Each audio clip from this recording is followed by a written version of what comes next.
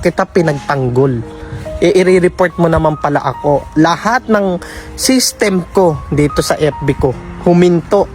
Tapos yung account ko ay bawal ako mag-upload ng video, bawal ako mag-live. Diba? Guys, isang content creator ang naglabas ng sama ng loob sa social media na di umano ay nireport ang kanyang account.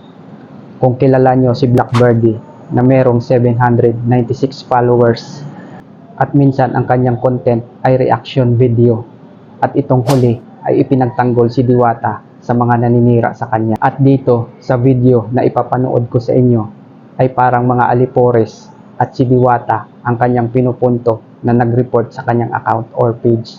So wag na natin itong patagalin. Eto, panoorin nyo. Nireport mo ko sa pagsuporta sa'yo. Oh my God, ginaya mo ko sa pagre-report mo. Ginaya mo ako. 'Di ba? Yung mga ka-member diyan, yung mga ano ba to? Yung mga kasipsip ni Diwata, 'di ba? Dapat ang nire-report ninyo yung mga gumagaya ng account na hindi nagpapakita ng muka. Ayun dapat ang nire-report ninyo. Yun sana yung nire-report ninyo 'Di ba? Yun sana.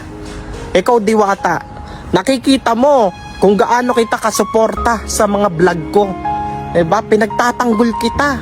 Lahat ng video ko sa huli doon, makikita mo. Grabe, lahat ng mga nagpapalo sa akin dito, mga ano ba to? Mga na narinig daw nila na pinagtatanggol ko si Diwata. Doon nila ako nagustuhan. Pero ang ginawa mo sa akin, ni-report mo ko.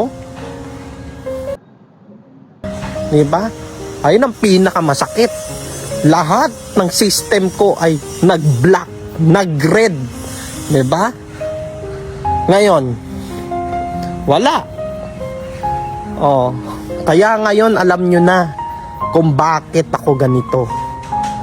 Dapat nga, hindi ko na pinag-uusapan yan Hindi ako nag-aaksaya ng oras puso ko kasi mamon Kasi naunawaan ko ang buhay ni Diwata Diba? Diba? Puso ko ay mamon, naunawaan ko si Diwata kung anong nararamdaman niya.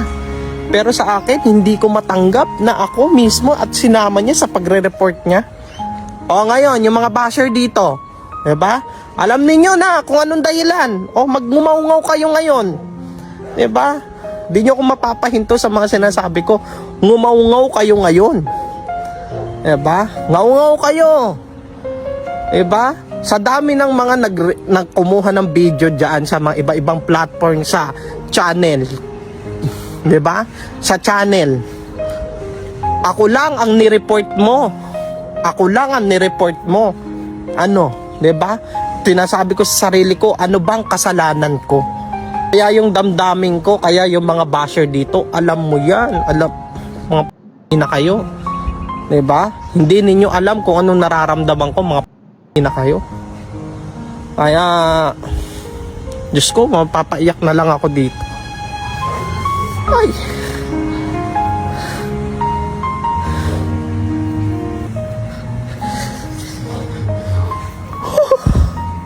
damdamin ko talaga.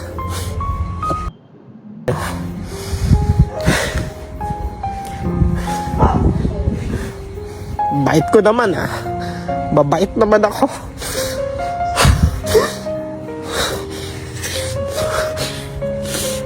Mabait ako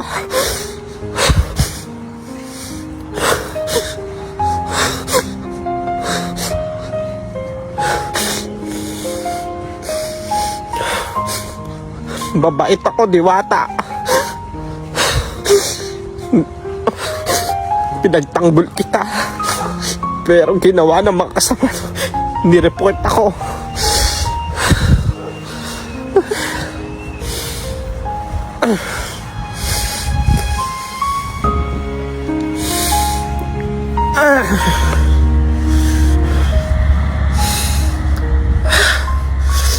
Kaya ganito ang galit ko dyan sa utang ina ninyo. Ganito ang galit ko sa inyo. Sa kabutihan na binigay ko, sa pagtatanggol ko sa inyo, ganito ang papalit nyo sa akin. Mga hayop kayo. Wala nga akong kasalanan eh. Kung bakit nila ako ni-report.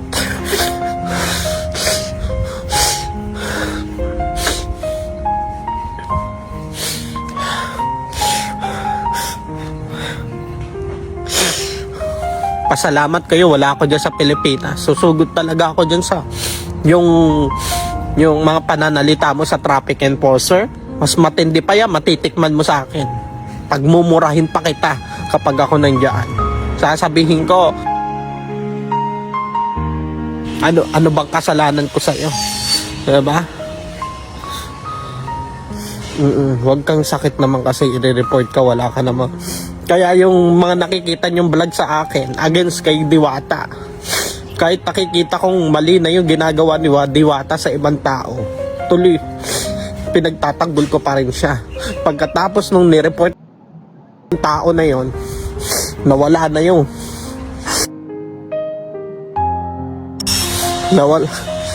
nawala na yung ano ko. Ano talaga ngayon, alam nyo na kung bakit, di ba? Natutuwa si Diwata, makita kanya maepektuhan ka. Hindi kita kilala lubos pero ramdam ko mabuting tao ka. Sa mga nakikinig dito, kung bakit ko binabas si Diwata, malaki ang galit ko dyan sa mga member nila.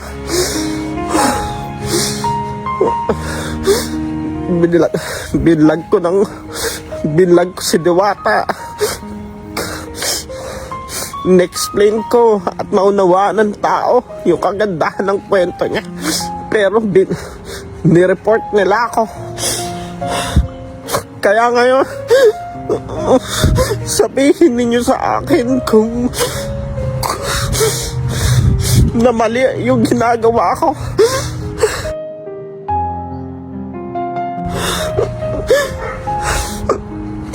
Tindi ng galit ko talaga dyan. Mga poking ina talaga niyang mga tao na yan. Kay bubuti ninyo sa mata ng tao, pero sa totoo, mga napakarumi kayo, mas marumi pa kayo sa putik. Yung mga basher dito, sabihin ninyo sa akin, di ba? Sabihin ninyo sa akin kung bakit ganyan ang ginagawa ko. Wala, di ba? Ganyan ang galit ko kay Diwata. Nakikita ninyo na napakabuti niyan. Hindi, lumalaban niya ng pasekreto. Dahil nga daw na in-upload ko nga yung video ni Diwata para sa pagsuporta sa kanya. Kaya niya, ang gusto daw nila siya, ang inaano nila na yung mga member nila, kapag kumuha ka ng mga videos sa kanila, ay gusto nila sila lang ang kikita, diba? Kaya ang ginawa ni Diwata, yung mga kumuha ng mga video ay pinag-report nila kasama ako. Stress siya sa dami ng tao. Stress siya sa dami ng... Hindi, diba? Yan ang stress. Kilala niya nga ako, bakit niya ni-report ang account ko eh, diba? Kaya yung mga nag-follow sa akin dito, yung sinasabi nila na bakit sila nag-follow sa akin, dahil sobrang buti ko daw sa pagbablog ko kay Diwata, dahil napakagaling ko magsalita. Doon sila nagandahan. Ngayon sa sinasabi nila, bakit daw ako nagbago, na pinagtatanggol ko si Diwata, na ganun na lang daw ang pagsasalita ko sa kanya.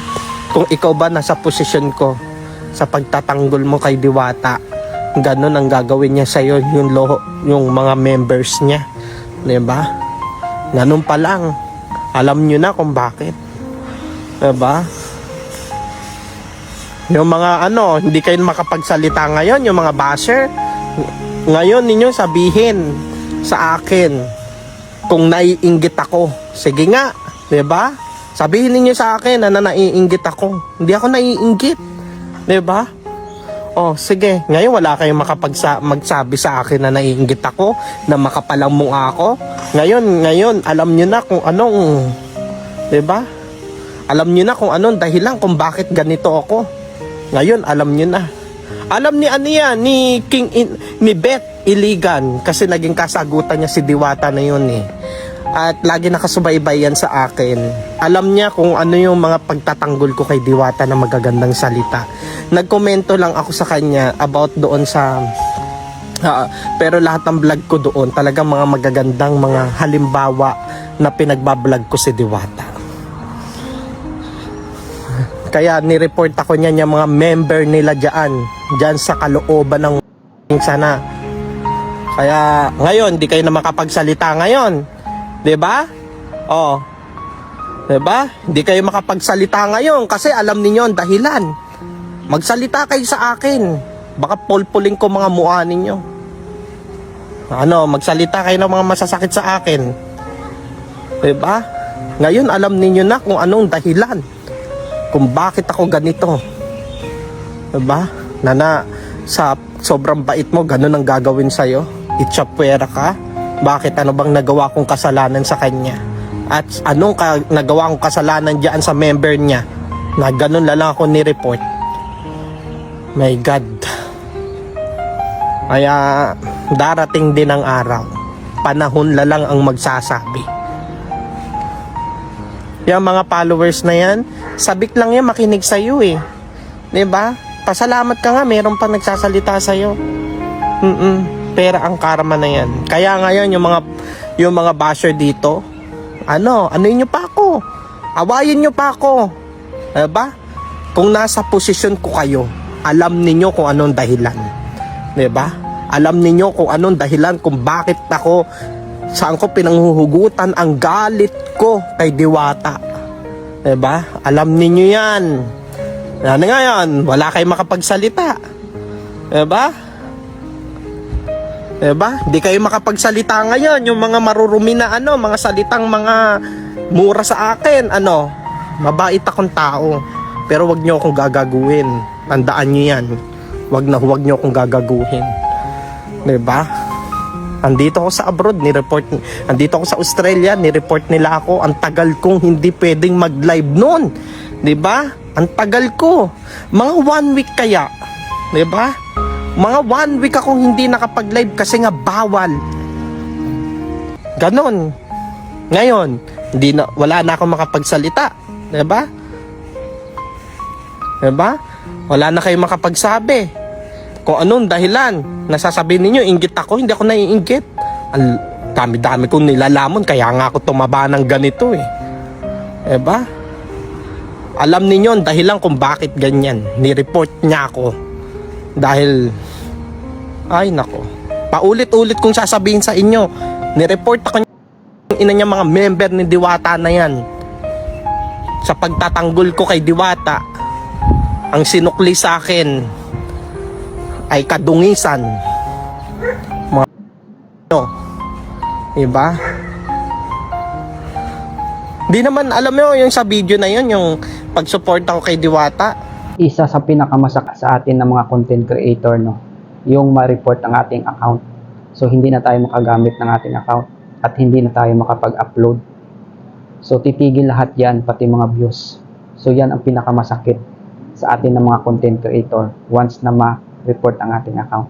So hindi natin alam kung si Diwata ba talaga or mga alipores niya ang nag-report sa account ni Blackbirdie.